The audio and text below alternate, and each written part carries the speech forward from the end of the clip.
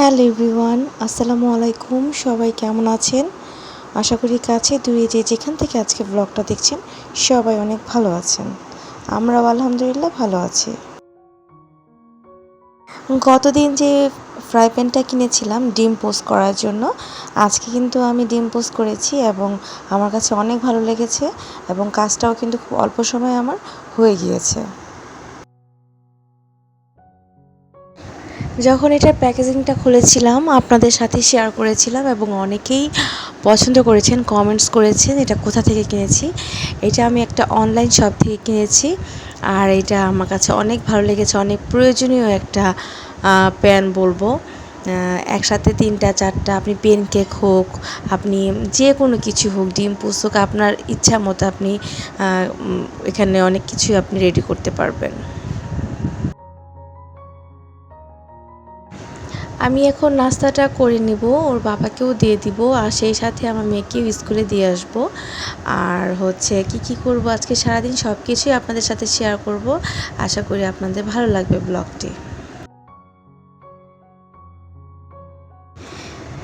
যে যেখান থেকে আজকের ব্লগটি দেখছেন প্লিজ আমার ভিডিওতে একটি লাইক দিয়ে দিবেন। আপনার একটি লাইক আমাকে অনেক দূরে এগিয়ে নিয়ে যেতে সাহায্য করবে। আর যারা সাবস্ক্রাইব করেনি প্লিজ চ্যানেলটি সাবস্ক্রাইব করে দেবেন, পাশে থাকা বেল বাটনটি ক্লিক করে দিবেন যেন ভিডিও ছাড়া মাত্রই সবার আগে আপনার কাছে পৌঁছে যায়। আর যদি অলরেডি কাজটা করে থাকেন আপনাকে অসংখ্য ধন্যবাদ। ওভেনে রাতে মাংস রান্না করেছিলাম, সেটা একটু গরম করে আপনার ভাইয়াকে দিব, সাথে ডিম দিব, ভাজি দিব আর রুটি দিব। আর আমি আর আমার মেয়ে ডিম পোস্ট করে খেয়েই বের হয়ে যাব। আর আমার ছেলে তো আপনার ভাইয়া যেহেতু বাসায় এখন, তো ওকে রেখেই আমি আর আমার মেয়ে বের হয়ে যাব স্কুলের উদ্দেশ্যে। এই তো আমি একটু পরে বের হয়ে যাব আমার মেয়েকে স্কুল থেকে আনতে। আমার দুপুরের অনেক কাজ শেষ হয়ে গিয়েছে, রান্নাটাও কমপ্লিট হয়ে গিয়েছে। তো আমি এখন আমার মেয়েকে আনতে যাচ্ছি স্কুলে।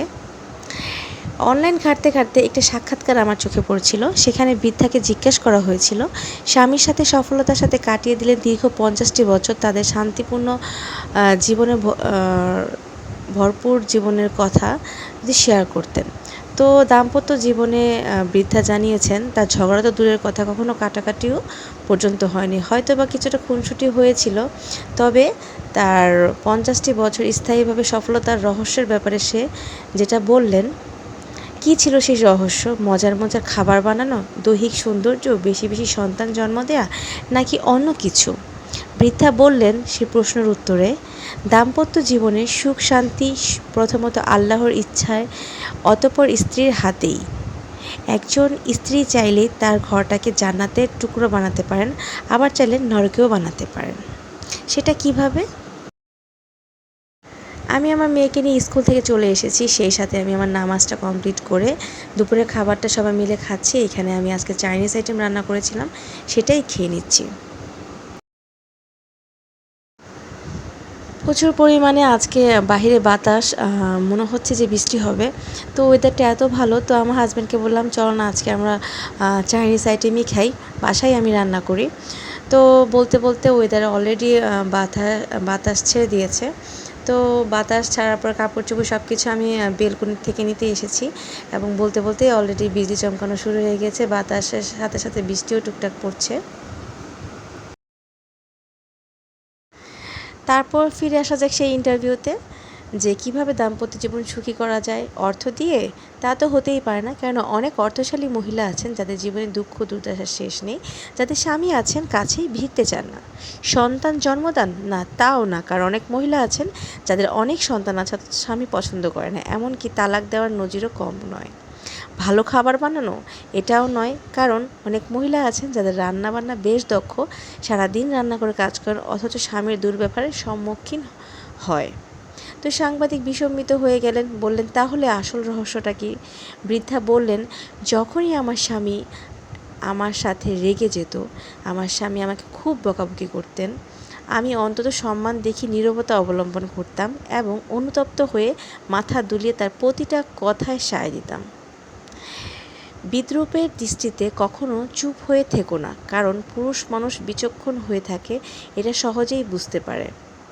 ওই সময় আপনি ঘর থেকে বের হয়ে যেতেন নাকি তার সামনেই বসে থাকতেন, সাংবাদিক জিজ্ঞেস করলো। বৃদ্ধা মহিলা বললেন, সাবধান, সেটা কখনো করবেন না।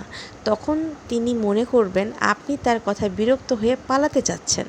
আপনার উচিত চুপ থেকে ওনার প্রতিটি কথায় হাসূচক সায় দেওয়া যতক্ষণ না তিনি শান্ত হন। তারপর তিনি বললেন, আপনার শেষ হয়েছে, এবার আমি যেতে পারি? তারপর আমি চলে যাই আর আপন কাজে লেগে যাই। আমার মন মতো করে ঘর গোছাই, রান্না করি, তার পছন্দের খাবার রান্না করি, কারণ চিৎকার করে তিনি ক্লান্ত হয়ে পড়েছেন, তার বিশ্রামের প্রয়োজন। সাংবাদিক বললেন, এরপর কি করেন?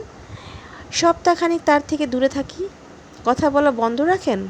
সপ্তাহখানিক পর্যন্ত দূরে থাকেন? বৃদ্ধা বলল, না, এসব বদ অভ্যাস আমার কাছে নেই, এসব অভ্যাস থেকে সবসময় দূরে থাকতে হবে।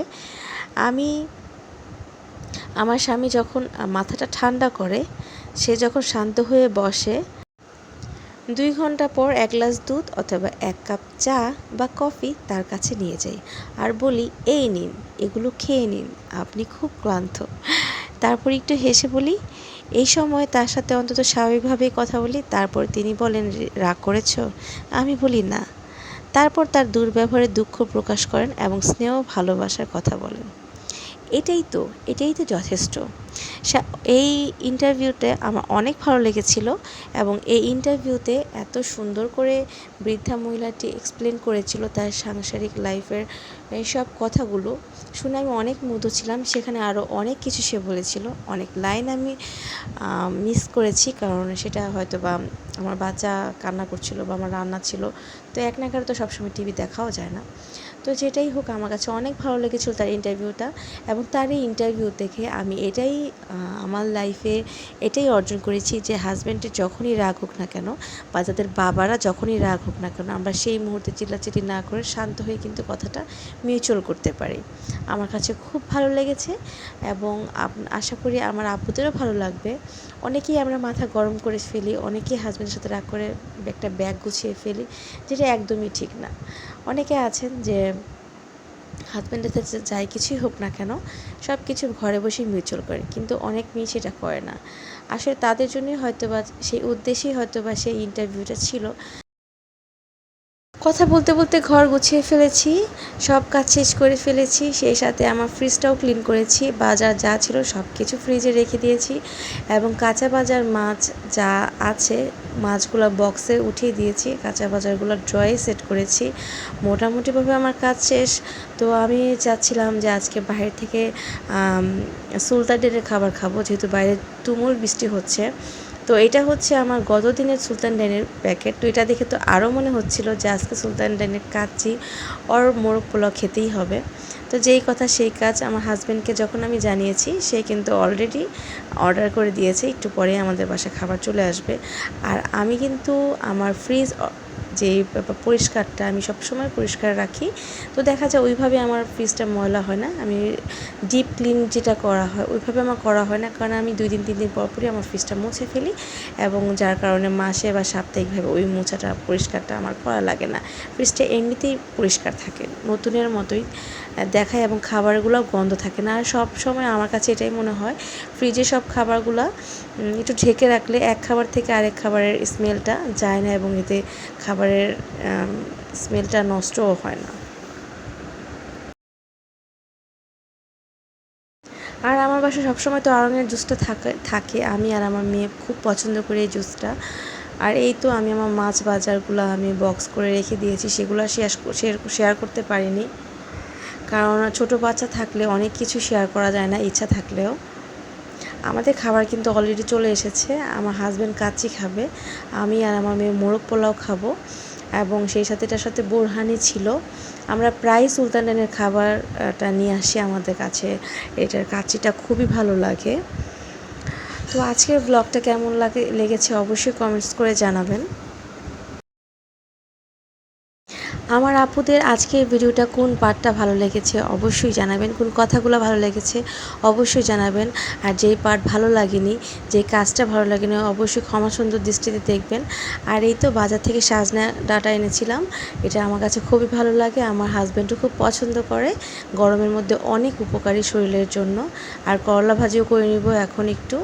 তো আজকে এই পর্যন্তই। আল্লাহ হাফিজ, আসসালামু আলাইকুম। সবাই ভালো থাকবেন আর আমার চ্যানেলটিকে সাপোর্ট করবেন। আমি যেহেতু নতুন এই প্ল্যাটফর্মে, সাপোর্ট করে প্লিজ সামনে এগিয়ে যেতে সাহায্য করবেন। আপনাদের জন্য অনেক কষ্ট করে ভিডিওগুলো আমি বানাই, আমার যেহেতু ছোট একটা বেবি আছে, তো সেই ক্ষেত্রে আপনারা সবাই সাপোর্ট করবেন আমাকে। আল্লাহ হাফিজ।